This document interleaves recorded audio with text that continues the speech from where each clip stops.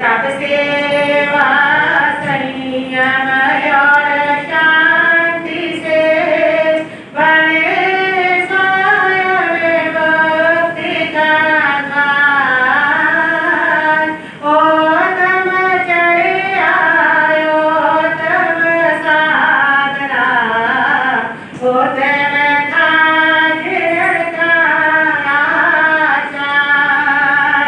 निर्मल मन और पावन तन सरल साथ सज बहार। ऐसे गुण हेम सुंदर को मेरा वंदन बारंबार। ऐसे गुण हेम सुंदर की बोलो सारे जय जयकार। तपा चढ़े सतगुरुवरिया श्री कुंवर जी महाराज साहब जी, शासन ज्योतियों प्रवर्तनी डॉक्टर श्री रवि रश्मि जी महाराज साहब जी,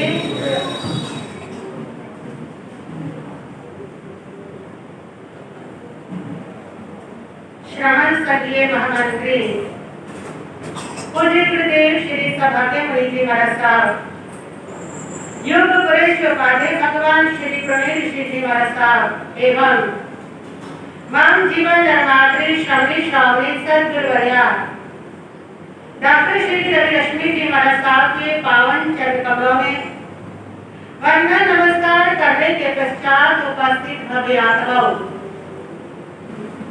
कभी कहा जाता था कि सारी दुनिया माया के जाल में जकड़ी हुई है, लेकिन आज के परिप्रेक्ष्य में यदि देखते हैं तो ऐसे लगता है कि सारी दुनिया चिंता के जाल में जकड़ी हुई है। हर व्यक्ति चिंताग्रस्त है, हर इंसान सिर के ऊपर बोझ लेकर के चल रहा है, बोझ को ढो रहा है। बच्चा भी चिंताग्रस्त है, बुढ़ा भी चिंताग्रस्त है, जवान भी चिंताग्रस्त है, धार्मिक भी चिंताग्रस्त है और अधार्मिक भी चिंताग्रस्त है। नास्तिक को भी चिंता है तो आस्तिक को भी चिंता है, गृहस्थियों को भी चिंता है तो साधु संतों को भी चिंता है, देवी देवताओं को भी चिंता है, किसको वरदान देना है, किसको अभिशाप देना है। और जो देखेंगे तो आप ऐसे लगता है कि चिंता का एक छत्र राज्य है। लेकिन आज के युग में चिंता का विकास हुआ, इंसान ने सिर्फ सभ्यता का ही विकास नहीं किया, उसके साथ साथ उसकी चिंता ने भी विकास किया है। आज चिंता की जो बीमारी है वो बहुत ज्यादा है। कहा गया है कि 99% इंसान की चिंताएं ऐसी होती है जो बिल्कुल व्यर्थ है, बेकार है, जिनका कोई मतलब ही नहीं है। जैसे आप अगर किसी की कार देखते हैं तो आपको कार पाने की चिंता होगी, अब इसका कोई मतलब नहीं है। किसी का बंगला देख के आगे अब उसकी चिंता कर रहे हो कि मेरा बंगला कब बनेगा, कैसा बनेगा, मेरा भी ऐसा होना चाहिए, उसका कोई मतलब नहीं है। जैसे अब यूक्रेन रूस का युद्ध चल रहा है तो बहुत सारे लोगों को चिंता हो रही है कहीं तीसरा युद्ध ना लग जाए, अब इसका कोई मतलब नहीं है। इसी प्रकार अगर मैच होता है तो कौन सा देश जीतेगा उसकी चिंता बहुत सारे लोगों को लगी रहती है, अब इसका कोई मतलब नहीं है। बहुत सारी चिंताएं तो व्यर्थ की करते हो, बेकार की करते हो। जैसे पहले घरों के अंदर है, रोटी बनानी है तो उनको रोटी बनाने की चिंता है, सब्जी की चिंता है कौन सी बनाओ कौन सी ना बनाओ, कल तो ये बनाई थी और आज कौन सी बनाओ उसकी चिंता है। और तो और अगर भाई कपड़े धोने वाली नहीं आई, सफाइयों वाली नहीं आई तो उसकी भी क्या है, चिंता है। और इसी प्रकार अगर आपके घर का लड़की की शादी की और वो लड़की का पति अच्छा नहीं निकला तो उसकी चिंता में मरे जा रहे हैं कि अच्छा भला हमें अच्छा लड़का बताया था और यहाँ पर हम गिर पड़े आकर के, और जो हो गया वो हो गया, उसको सुधारो जो हो गया। उसकी चिंता तो किसी समस्या का हल नहीं हुआ करता। तो 1% होती है चिंता जो होती नहीं है, लेकिन 99% जो चिंता होती है इंसान की वो बिल्कुल बेमतलब की होती है, व्यर्थ की होती है, बेकार की होती है, जिसका कोई लेना देना नहीं होता। कहते हैं कि एक किसान की नई नई शादी हुई, उसकी पत्नी को किसान को खाना देने जाना होता था। रास्ते में एक पुल आता था, वो पुल को क्रॉस करके जाती थी और एक दिन वो बहुत ज्यादा रोने लगी, फूट फूट करके रोने लगी। पूछा उससे क्यों रो रही है, क्या हो गया? उसने कहा इसलिए रो रही हूँ कि मैं ये सोच रही हूँ कि कल को मेरे बच्चा होगा, वो बच्चा थोड़ा जब बड़ा होगा तो मेरे पीछे पीछे चलेगा, वो भी इस पुल को क्रॉस करेगा। पुल पानी से इतना भर जाता है, अगर कभी वो इसमें रुड़ गया, फिसल गया तो वो बेचारा क्या हो जाएगा, मर जाएगा। इसलिए क्या कर रही हूँ, रो रही हूँ। अब इस चिंता का कोई लेना देना नहीं। ये सब फालतू की चिंता है जो हम आशंका से ग्रस्त होकर के करते हैं कि कहीं ऐसा ना हो जाए, कहीं वैसा ना हो जाए, कहीं ये ना हो जाए, कहीं वो ना हो जाए। ऐसी आशंका से ग्रस्त होकर के बहुत सारी जो चिंता है जिसको आप गले लगा करके रखते हो, जिसका कोई अर्थ नहीं होता, जिसका कोई मतलब नहीं होता, जिसका कोई महत्व नहीं हुआ करता है। और चिंता किसी समस्या का हल नहीं है। चिंता आपकी समस्या को घटाती नहीं बल्कि बढ़ाती है। समस्या आने पर आप चिंता करते हो कि शायद चिंता कम हो जाए, लेकिन वो बढ़ जाती है। कहते हैं कि एक व्यक्ति की आंखों की नजर चली गई, आप वही व्यक्ति चिंताग्रस्त हो गया कि एक आंख से कैसी गाड़ी चलेगी और कहीं दूसरी भी ना चली जाए।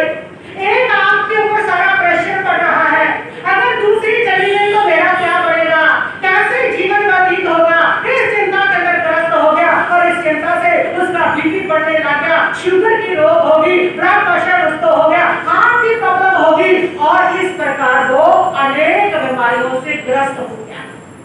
तो चिंता अपने आप में एक आंख गई है, वो एक घटना थी, एक दुख था, लेकिन चिंता ने उसके साथ 10 दुख क्या कर दिए हैं और पैदा कर दिए हैं। तो चिंता किसी समस्या का समाधान नहीं करती, उल्टा आपकी समस्या को उलझा देती है, आपकी समस्या को बढ़ा देती है। इसलिए कहा जाता है कि चिंता मत करे बल्कि चिंतन करे। चिंता जो है वह तो होती है कि ऐसी अनहोनी बातों को सोचते रहना, उससे अपने मन में भय भरते रहना जिससे कोई लेना देना नहीं, जैसे अभी आपको सुना। और चिंतन होता है कि किसी बात के पहलू के ऊपर सोच विचार करना, वो क्या होता है, चिंतन होता है। आपका जो माइंड है वो चिंतन का बोझ तो उठा सकता है, लेकिन चिंता का बोझ नहीं उठा सकता। यदि आप किसी मशीन को 24 घंटे चलाओगे तो वो खराब होगी ही होगी।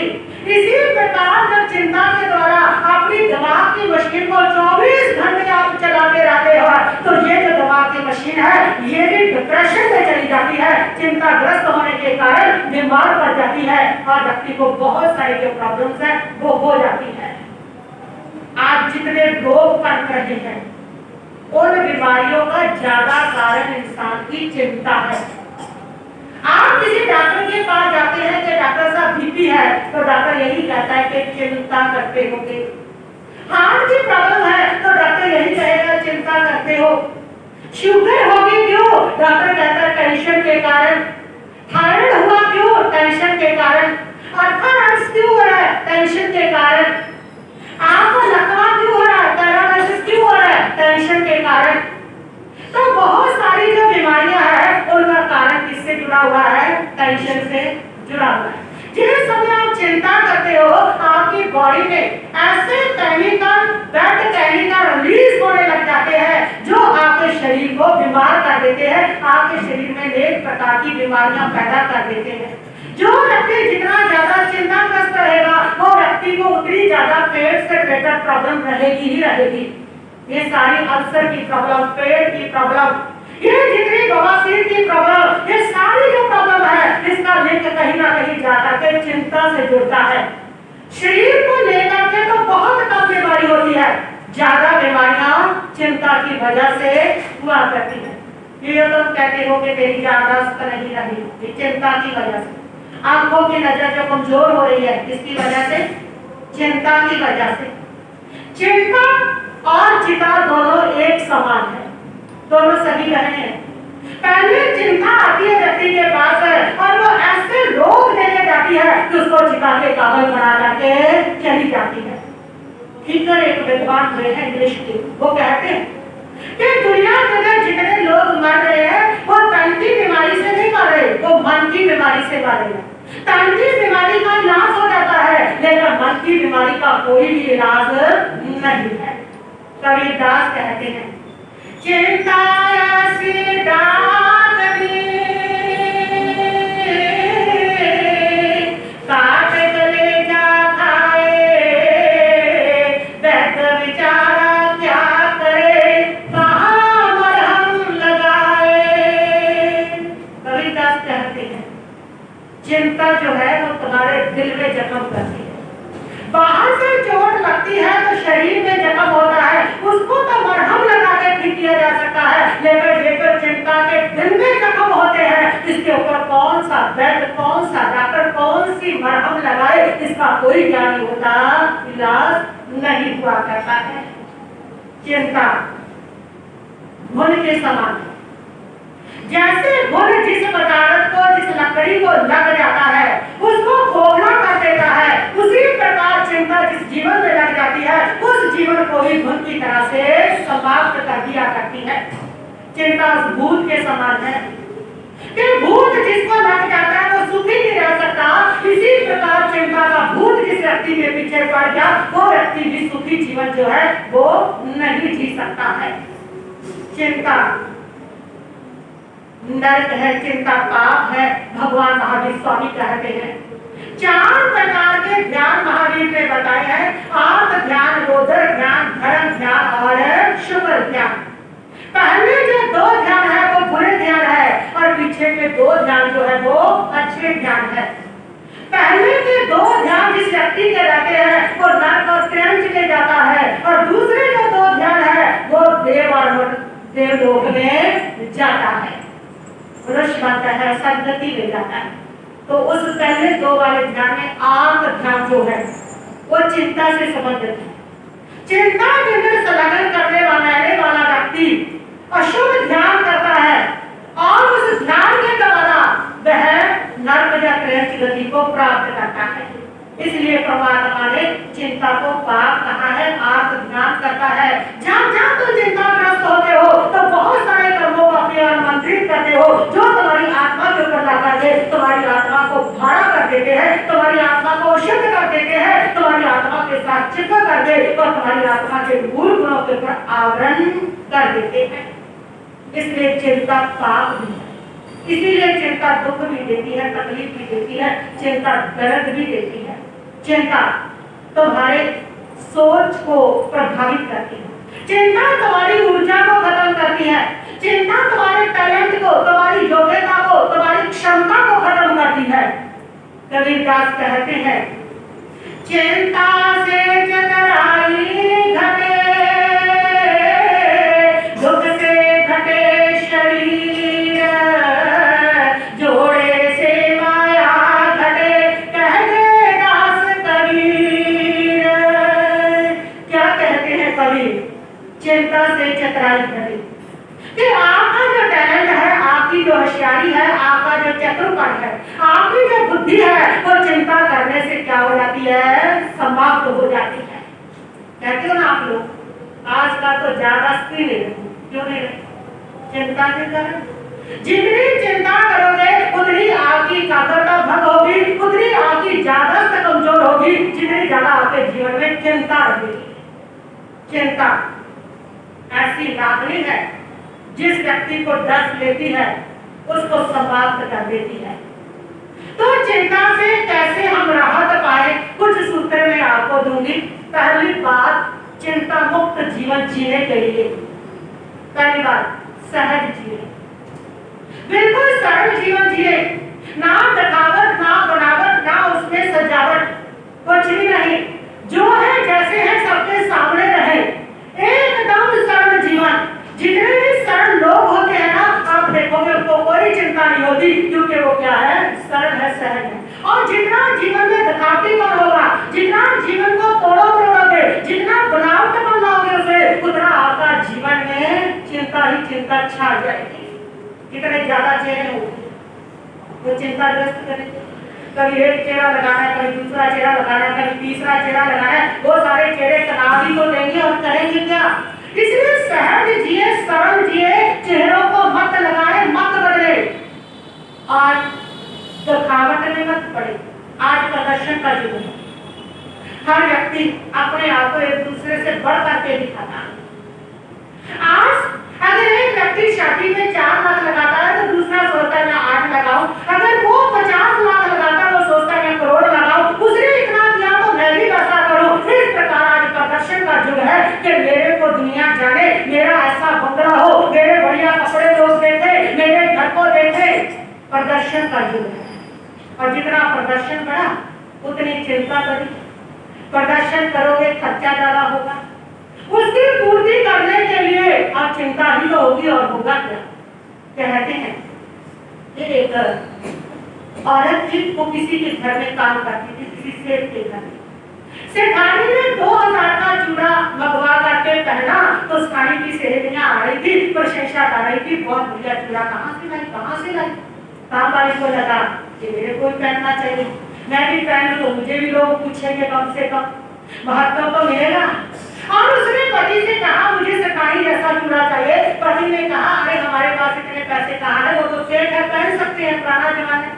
उस समय उसने कहा 50 रुपए तनख्वाह, 2000 का चूड़ा बनना है क्या मुझे। लेकिन औरत की जिद, प्रिया हठ प्रसिद्ध है जब के अंदर। उसने हठ कर लिया, तब तक ना खाऊंगी ना खाने दूंगी, कैसे भी करो जैसे भी करो, मुझे तो क्या चाहिए, चूड़ा चाहिए। मरता क्या ना करता, इधर उधर से धन इकट्ठा करके चूड़ा लाके दे दिया।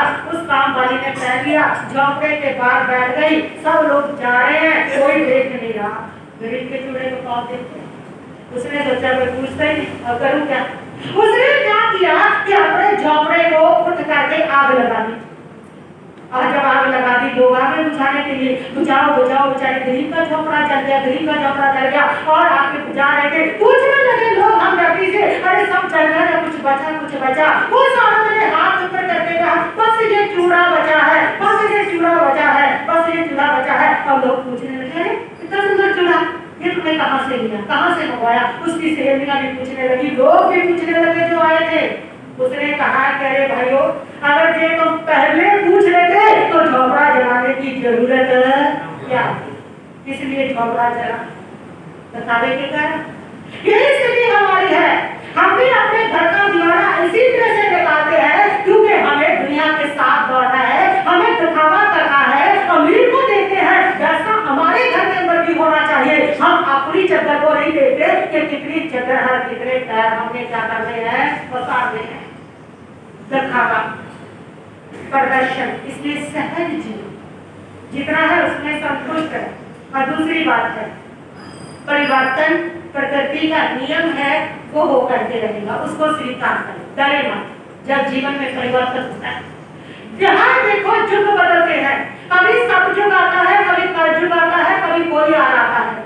समय बदलता है, दिन बदलते हैं, रात बदलते हैं, सारी प्रकृति बदलती है, आपका शरीर बदलता है। एक बच्चा कितना रंग बदलता है, एक बच्चा जब बिल्कुल थोड़े दिन का है किसी और जैसे लगता है, 2 महीने के बाद कुछ और लगने लगता है, 6 महीने के बाद चेहरा किसी और जैसा हो जाता है। और ये आप आजकल इंटरनेट पर भी देखते हो, है ना, अपने फेवरेट हीरोइंस के चेहरे कि वो छोटी होती कैसी, फिर उसके बाद कैसी बड़ी होगी, 30 में कैसी, 45 में कैसे, 50 में कैसे। तो आप देखते हैं किस प्रकार के अपने चेहरे क्या हो रहे हैं, बदल। चेहरे को छोड़ो, तुम्हारा शरीर को छोड़ो, तुम्हारा मन कितनी बार बदलता है। अभी जो विचार है थोड़ी देर के बाद दूसरा, दूसरे के बाद तीसरा। परिवर्तन नियम है प्रकृति का, आप कुछ भी स्तर नहीं है। आप सूर्य को देखते कि सुबह लाल था, दोपहर को सुनहरी हो गया और शाम को फिर क्या हो गया, डूब गया। एक सूर्य दिन में 3 बार बदल जाता है, 3 क्या पल पल बदलता है। इसी प्रकार परिवर्तन प्रकृति का नियम है, यहाँ सब कुछ बदलता है। जब से धरती बनी है तब से परिवर्तन चल रहा है, तब से बदलाव चल रहा है। पहले उम्र लंबी थी, फिर छोटी होगी, फिर लंबी जीने लग जाते हैं, फिर कभी हाइट लंबी आने लग जाती है, कभी छोटी आ जाती है। बदलाव है, ये चलता रहता है, ये प्रकृति का नियम है। जब से दुनिया बनी है तब से रोज बदलती है, जो शय आज जहाँ है कल वो आगे चलती है। देख के अदला बदले तू, देख के अदला बदले तू आहे क्यों भरता है। मान तो परिवर्तन से काहे को डरता है, मान तो परिवर्तन से काहे को डरता है। सुख दुख आते जाते रहते सबके जीवन में, पतझड़ और बहारे दोनों जैसे गुलशन में। कभी सागर चढ़ता है और कभी उतरता है, मान तो परिवर्तन से काहे को डरता है।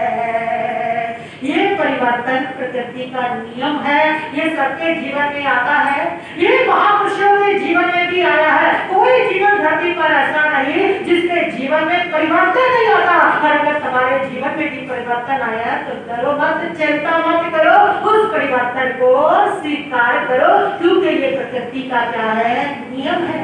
कभी सुख आएगा तो कभी दुख भी आएगा, कभी लाभ होगा तो कभी हानि भी होगी, कभी छप्पर फाड़ के मिलेगा तो कभी छत उखाड़ के जाएगा भी, कभी सम्मान मिलेगा तो कभी अपमान भी मिलेगा। ये सब उस नियम के अधीन है, ये सब प्रकृति के नियम है, इसमें बदलाव आना ही आना है। ये चिंता किस बात की, इस बात को समझे।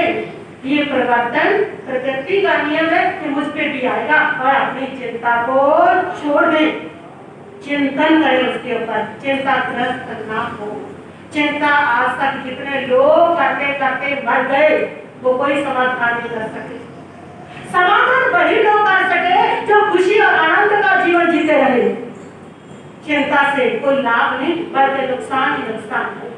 और तीसरा सूत्र है कि जो भी जीवन में हो रहा है बस उसके लिए ये सोचे कि जो भी होता है अच्छे के लिए होता है। हम उसको नहीं समझ सकते उसके पीछे कौन सी अच्छाई जुड़ी है। देखो जो भी हुआ है अच्छे के लिए हुआ। अगर कोई अच्छा नहीं दिख रहा, कितना अच्छा तो हुआ ही है कि आपके कर्म से, आपके कर्म के खाते से एक बुरा कर्म क्या हो गया है, भुगत गया है, कितना अच्छा तो हुआ ही। बाकी हम समझते नहीं कर्म गिरी को, हर चीज के पीछे कुछ ना कुछ क्या रहा होता है, अच्छा रहा होता है। कहते हैं कि अकबर एक बार दरबार में बैठे हुए थे और उन्होंने आकर के कहा कि आज बहुत बुरा हुआ। सबने पूछा क्या हुआ राजन? आज सुबह सुबह में आम सुधार रहा था, आम खाना चाहता था, काट रहा था, अचानक आज जो चक्कू है मेरी उंगली पर लग गया, उंगली कट गई, बहुत दर्द हो रहा है, बहुत बुरा हुआ। सारे मंत्रियों ने कहा, सारे सभापति ने कहा बहुत बुरा हुआ राजन, बहुत बुरा हुआ, आपकी उंगली कट गई, आपके दर्द हो रहा है, बहुत बुरा हुआ। लेकिन बीरबल चुप थे। राजा अकबर ने कहा बीरबल तुम तो चुप हो, तुम क्यों नहीं जवाब दे रहे? बीरबल ने कहा कि राजन मैं तो इतना ही जानता हूँ जो भी होता है अच्छे के लिए होता है। राजा को बड़ा गुस्सा आया कि अच्छे के लिए होता है, मेरी उंगली कट गई, मेरे दर्द हो रहा है और तू कह रहा है अच्छे के लिए हो रहा है। कोई असल से काम ले लिया कर, हर जगह तो सब कुछ अच्छे के लिए नहीं होता। ये तो सामने है मेरे कि मेरे दर्द हो रहा है, उंगली कटी है, इसमें तू ही बता कौन सा अच्छा है। ये अच्छे के लिए हुआ है, तेरे को मैं बताता हूँ क्या अच्छे के लिए होता है। राजा को गुस्सा आया और आदेश दे दिया कि बीरबल को जेल के अंदर डाल दो। और तो पूछता हूँ ये अच्छे के लिए है। बीरबल को जेल के अंदर डाल दिया और गुस्से में राजा ने घोड़ा उठाया और शहर के लिए निकल गए। गुस्सा व्यक्ति के होश को भुलाता है, गुस्सा व्यक्ति का विवेक नष्ट करता है। क्रोध में पता नहीं किधर जाना था, किधर को चल पड़े और चलते चलते रास्ता भूल गए और आदिवासियों के हाथ में पड़ गए। और इधर जो आदिवासी थे वो ढूंढ रहे थे ऐसे व्यक्ति को जिसके अंदर 32 लक्षण हो, क्योंकि उन्होंने उनके क्रोध ने बलि दी। उन्होंने राजा को देखा, उसको पकड़ लिया, पकड़ करके अपने राजा के पास ले आए कि राजा ये लो, इस व्यक्ति के 32 लक्षण है, सारे के सारे बलि के काम आएगा। बिल्कुल ठीक है, राजा ने कहा ले जाओ प्रहोत जी के पास। प्रहोत के पास लेके गए। राजा तो बेचारा कांप रहा है कि बड़े फंसे। और इधर प्रहोत ने उसको देखा, उसने कहा हाँ 32 लक्षण तो है, बलि इसकी दी जा सकती है। लेकिन फिर प्रहोत ने देखा तो उसकी नजर राजा की कटी हुई उंगली पर पड़ी।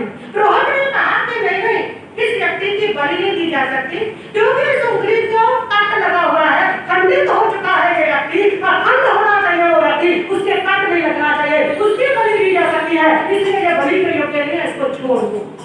और उसको छोड़ दिया। राजा मन में सोचने लगा बीरबल की बात तो सही थी, जो होता है अच्छे के लिए होता है, आज ये कट ना लगा होता तो बलि मेरी चढ़ जाती थी, और अच्छा ही हुआ। वो सीधा गया बीरबल के पास और जाकर के कहा कि बीरबल तेरी बात तो मेरे लिए तो सही निकली, जो होता है अच्छे के लिए होता है।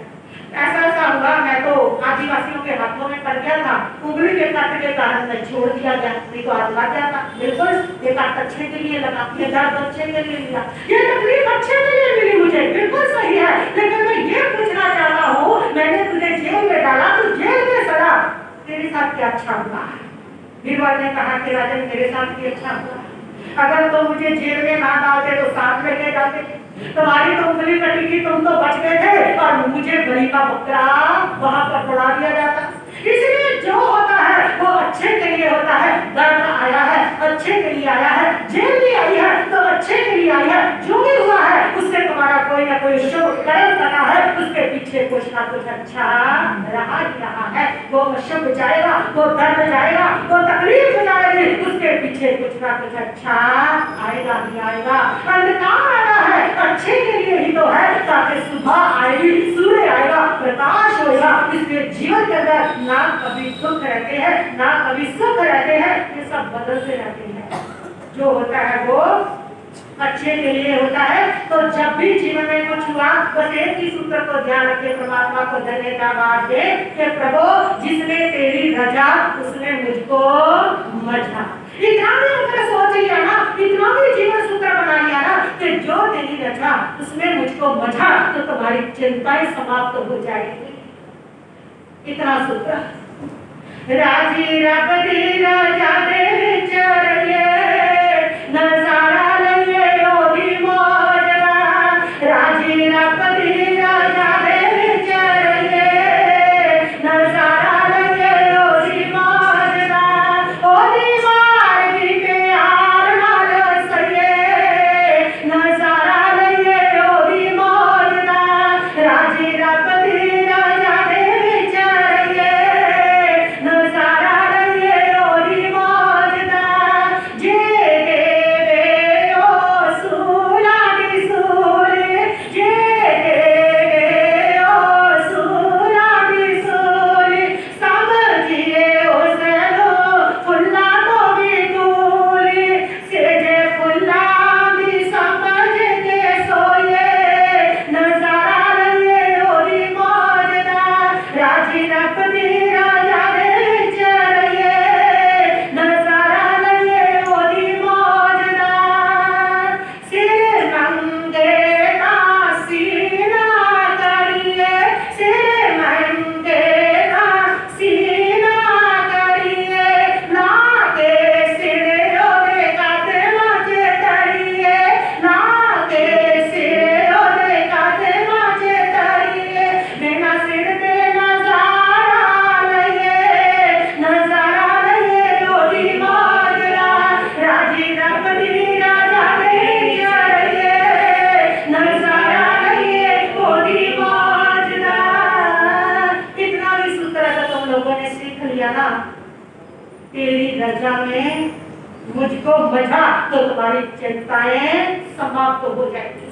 और अगला सूत्र है बीती ताही विसाती, जो बीत गया सो बीत गया, उसकी चिंता मत करे, क्योंकि बीता हुआ आ नहीं सकता, और आने वाले कल की भी चिंता मत करे। कल किसने देखा है? कल जब भी आएगा अपनी व्यवस्था खुद करके आएगा, उसकी चिंता मत करो।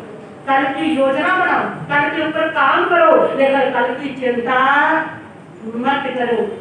किसकी चिंता करते हो? तुम किसी के पालन खा रहे हो, तुम करके अपने बच्चों की चिंता करते रहते हो, अपनियां कराते रहते हो, प्लाट लेके और पता नहीं क्या क्या घर लेके रखते रहते हो, ये पोतों के लिए, ये पोती के लिए, उसके लिए। जब तक वो समय आएगा तब तक क्या होना है क्या नहीं होना क्या पता है। सब अपने अपने भाग्य से जीते हैं, वो अपना भाग्य लेके आए हैं। मैंने दुनिया में ऐसे लोग देखे हैं कि अनाथ बच्चे देखे हैं कि जिनका कोई भी नहीं था, लेकिन फिर देखा मैंने उन बच्चों को कि आज वो बच्चे सबसे सक्सेस इंसान हैं। तो जरूरी नहीं हर व्यक्ति अपना भाग्य लेता है। और ऐसे ऐसे बच्चे मैंने देखे, अमीर माँ बाप के बच्चे बढ़िया बढ़िया दो स्कूलों में पढ़ने के लिए डाला गया और उन्होंने नशे के अंदर पढ़ करके अपनी जिंदगी को तबाह कर दिया। उनके माँ बाप उनकी सुरक्षा नहीं कर सकते, उनका पैसा उनकी सुरक्षा नहीं कर सकता। तो हर व्यक्ति अपना भाग्य लेके आता है। तुम किसी के पालनहार नहीं हो, तुम किसी के कर्मधार नहीं हो। जो कल आएगा वो अपना भाग्य लेके आएगा, वो अपनी व्यवस्था लेकर के आएगा। कुदरत सबको सबकी व्यवस्था, सबका भाग्य उसकी व्यवस्था देकर के उसको भेजता है। अगर तुम्हारे बच्चों के भाग्य में पैसा नहीं है तो तुम करोड़ों जोड़ के चले जाओ, चिंता में बढ़ के और वो भी समाप्त हो जाएगा। और अगर उनके भाग्य में है तो फूटी पड़ी ना छोड़ के जाओ, तब भी वो क्या हो जाएंगे? अमीर हो जाएंगे। कितने माँ बाप गरीब हैं लेकिन बच्चे अमीर हो गया। कितने माँ बाप अमीर थे और बच्चों ने आकर सब तबाह कर दिया और क्या कर दिया? गरीब कर दिया। तो किसकी चिंता? सब अपना भाग्य लेके आते। क्यों दौड़ रहे, क्यों दौड़ लगाई हुई है इसके लिए। और दूसरी बात है, चिंता से मुक्ति पाने के लिए हमेशा खुश रहे, खुल के हंसे। ये हंसी का वरदान सिर्फ इंसान को मिला, पशुओं को नहीं मिला, इंसान के पास। और इस वरदान को भी अगर तुम उपयोग नहीं करते हो तो फायदा क्या ऐसे वरदान का? हंसो, खुल के ठाके लगाओ, दीवे 4-5 बार मस्त रहो, उससे तुम्हारे शरीर का नाड़ी तंत्र खुलेगा, ब्लड का सर्कुलेशन बनेगा, तुम्हारी चिंताएं भागेगी। कितने लोग हैं जिनको कभी हंसी नहीं आती, जोर लगा लो तो हंसाएगा, चुटकुले में सुना तो उसको भी मुंह लटका के बैठ रहेंगे बस। कई लोगों को तो 6-6 महीने हो जाते हैं हंसते ही रहते हैं। कई लोगों को पूछो कि कैसी है जिंदगी, कहीं के बस कट रही है, ऐसे बोलेंगे जैसे सेंट्रल जेल की सजा काट रही होगी। अरे ये जिंदगी है, बड़ी अनमोल है। ये जिंदगी हाय हाय करने के लिए नहीं है, ये चिंता करने के लिए नहीं है। ये जिंदगी जो है इसमें खुल करके जियो, खुल करके हंसो, बिंदास जियो, चिंता को क्या कर दो, छोड़ दो। तो चिंता मुक्त होने के लिए कुछ बातें मैं और आपको बताऊंगी। एस्ट्रोलॉजी के अंदर कहा गया है कि जिस व्यक्ति का चंद्रमा वीक होता है वो चिंताग्रस्त हो जाते हैं। जिन लोगों का चंद्रमा वीक होता है तो चंद्रमा को मजबूत करना, अपने मनोबल को मजबूत करना है। जो लोग मनोबल कमजोर होता है जिनका, वो डिप्रेशन के शिकार होते हैं। और आज चिंता, डिप्रेशन इस कदर हो गया है कि आज ज्यादा हत्याएं जो है ना, ज्यादा वो सुसाइड के कारण हो रही है, ज्यादा मृत्यु जो है वो सुसाइड के कारण हो रही है। आज की रिपोर्ट बता रही है हर 5वें-7वां व्यक्ति जो है वो डिप्रेशन का शिकार है, वो चिंताग्रस्त है। और यदि लोग अभी भी नहीं समझे, उन्होंने जीने की कला किसी के जीने का ढंग नहीं सीखा, यदि किसी प्रकार अनर्गल चिंता करते चले जाएंगे तो आने वाले समय में चिंता एक महामारी होगी और जिससे लोग ज्यादातर इसी चिंता की बीमारी से मरेंगे। इसलिए संभलो इस चिंता से, छोड़ दो ये चिंताएं। जो होना है उसको होने दो, वो सब तुम्हारे हाथ में है। जो होना है उसने होके ही रहना है। इसलिए जीना सीखे अपने महापुरुषों से। तो चिंता के लिए चंद्रमा को मजबूत करें, आपका मनोबल मजबूत होगा। उसके लिए आप सोमवार को सफेद चीजों का दान करें, पूर्णिमा वाले दिन सफेद चीज का दान करें। श्री चंद्र प्रभाए रहे तीर्थंकर, 8वें तीर्थंकर उनका जाप करें, आपके मन को शांति मिलेगी। अगर किसी को बहुत ज्यादा वो चिंता से ग्रस्त व्यक्ति है ना, तो उसको प्रथम शुक्ल प्रतिपदा से अनापूर्वी पढ़ने के लिए कहें और 2 को 2, 30 को 3 अनापूर्वी और पूर्णिमा को 15 फिर करनी शुरू करें। 14 उसके बाद, फिर उसके बाद 14, 13 उतरनी शुरू करें। इस प्रकार 6 महीने तक इस अनापूर्वी की साधना करें और आपका डिप्रेशन क्या होगा? ठीक होगा, आपका तनाव ठीक होगा। और नहीं तो ये तनाव आपके शरीर में ऐसे ऐसे रसायन पैदा करेगा जो आपके शरीर को बीमारी से ग्रस्त करके रख देगा। जो लोग चिंता से रहते हैं ना, वो अपनी खुशी को तो ग्रहण लगा ही देते हैं, वो पूरे परिवार की खुशी पर राहु बन करके बैठ जाते हैं। चिंताग्रस्त चेहरा, चिंताग्रस्त व्यक्ति जहां भी बैठता है वहां पर अपनी ऐसी तंद्रें छोड़ता है, यहाँ पर उदासी उदासी ही उदासी फैल जाती है। इसलिए चिंताग्रस्त व्यक्ति के पास कोई आकर्षण नहीं होता, कोई उसके पास बैठना नहीं चाहता, उसके मनहूस चेहरे को देख करके दूसरे के चेहरे पे भी द्वारा बचने लग जाते हैं। इसलिए ऐसे व्यक्ति के पास कोई बैठना पसंद नहीं करता और फिर चिंताग्रस्त व्यक्ति कहता है कि कोई मेरे को समझता नहीं, कोई मेरी बात को सुनता नहीं। हंसता चेहरा सबको अच्छा लगता है, सबको अपनी ओर खींचता है, आकर्षित करता है, बच्चा जो स्माइल करता है तो पीछे चले जाते हो। कोई भी हंसता हुआ व्यक्ति देखते हो ना तो लगता है क्या जिंदा इंसान है, तो उसकी तरफ पीछे चले जाते हो। ये मुरझाया सा चेहरा, ये बड़ा बड़ा सा चेहरा, इसकी तरफ कौन आकर्षित हो, कौन बैठे तुम्हारे पास, फिर तुम कहते हो कि बच्चे हमारे पास नहीं बैठे, कोई हमारी सुनता नहीं। तो जिंदा इंसान बनो, ऐसे जिंदा दिल इंसान बनो, ऐसी तुम्हारे पास प्रसन्नता की वाइब्रेशन हो कि तुम्हारे पास सब चीजें चले आएंगे। तो इस बात का ध्यान रखें कि हम लोग चिंता नहीं करेंगे, चिंता मुक्त जीवन जिएंगे, तभी आप सुखी जी सकेंगे। और चिंता के साथ जीवे तो बहुत सारी समस्याओं को इस चिंता के माध्यम से प्रेरित करते चले जाओगे और उन समस्याओं में स्वयं ही फंसते चले जाओगे और तब लगेगा ये जिंदगी नहीं रही, ये जिंदगी तो नर्क से भी बदतर होती है। जब भी जिंदगी को नर्क से बदतर करेगा तो ये आपकी चिंता करेगी। कितने लोग चिंताग्रस्त हो करके आज हॉस्पिटलों में पड़े हैं और कितने लोग बाबाओं के चक्कर में पड़े हैं। जो लोग कहते हैं ना कि भूत लग गया, इनमें आधे से ज्यादा लोग डिप्रेशन के शिकार हैं। उनको लगता है हमें क्या आ गया है, भूत आ गया है। तो इस प्रकार ये सब चिंताग्रस्त लोग हैं। तो चिंता से मुक्त होना सीखें, नहीं तो वही हॉस्पिटल और वही बाबाओं के चक्कर वो हमारे भी लगने शुरू हो जाएंगे अगर चिंताओं से मुक्त ना हो जाए। इतना ही कहते हैं। ओम शांति शांति।